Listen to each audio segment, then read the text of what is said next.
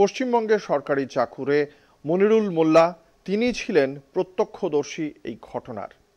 তার চোখে ঠিক কি ফুটে উঠেছিল সেদিন, কি অভিজ্ঞতা, আমরা মনিরুল মোল্লার ঠিক কি বলেছেন তার অভিজ্ঞতার কথা, তার সঙ্গে কথা বলেছিলেন আমাদের প্রতিনিধি, নিজে শুনুন। আপনারা চোখের সামনে, মনিরুল সাহেব, আপনারা চোখের সামনে এরকম একটা ঘটনা দেখলেন, চারিদিকে গোলাগুলির আওয়াজ শুনতে পেলেন, কতটা ভয় পেয়ে গেছিলেন? খুব ভয় পেয়েছিলাম, কারণ আমরা তো পশ্চিমবঙ্গে এরকম অভ্যস্ত নয়। পশ্চিমবঙ্গে আমরা তো এরকম অভ্যস্ত নয়। এটা কাশ্মীরে শুনেছি, খবরের কাগজে, টিভিতে দেখেছি, কিন্তু চাক্ষুষ নিজের সশরীরে এ করা একটা খুব ভয়ঙ্কর ব্যাপার। আপনারা তো ওখানে ঘুরতে গিয়েছিলেন পর্যটক হিসেবে, কোথাও গিয়ে কি নিরাপত্তার গাফিলতি বা একটু নিরাপত্তা হালকা রয়েছে এমনটা কি আপনারা পর্যবেক্ষণ করেছেন? হ্যাঁ, এইখানে আমার একটা কথা বলার আছে।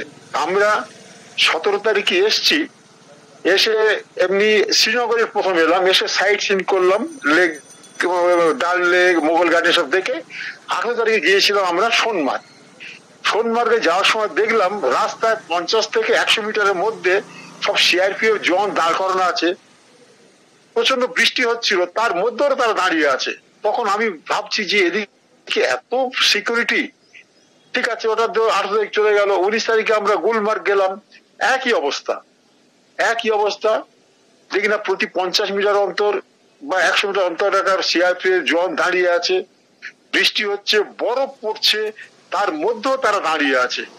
আমরা দেখলাম যে গুলমার্গের যে ভ্যালিটা, সেখানে সিআরপিএফ জওয়ানদের গাড়ি কন্টিনিউ এ করছে। ওই পাশে বারামুলা জেলা, বারামুলা জেলা, সেখান থেকে আমরা আতঙ্কিত। ওখান থেকে জঙ্গল থেকে, সে জঙ্গলের মধ্যে সব সিআরপিএফ দাঁড়িয়ে আছে। মানে আগে থেকে কি তারপরে আমরা খবর ছিল, আপনারা কি সেরকম বুঝেছেন?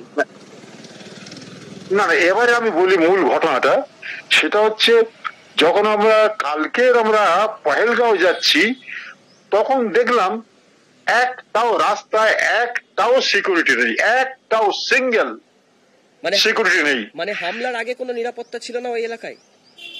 কোনো নিরাপত্তা ছিল না। আমি একেবারে দায়িত্ব নিয়ে বলতে পারি, আমি তো অনেক, আমার সাংবাদিক বন্ধু ফোন করেছিলেন, আমি বলেছি কালকে সিসিটিভি ফুটেজ দেখানো হোক রাস্তা এবং ওই এলাকায়, বেতাব ভ্যালি, তারা আরু ভ্যালি, তারপরে ওই আরেকটা জায়গার নাম ভুলে যাচ্ছি আমি, চন্দনওয়ারি, যেখান থেকে অমরনাথ যাত্রা হয়, লঙ্গরখানা খোলা হয়, চন্দনওয়ারি, কোনো সিকিউরিটি ছিল না কোনো। আমি তো মানে করছি যে সিসিটিভির ফুটেজ বের করা হোক ওই জায়গার। ধন্যবাদ। ওই জায়গা। ক্যামেরায় লালটুর সাথে অরিত্র, কলকাতা টিভি।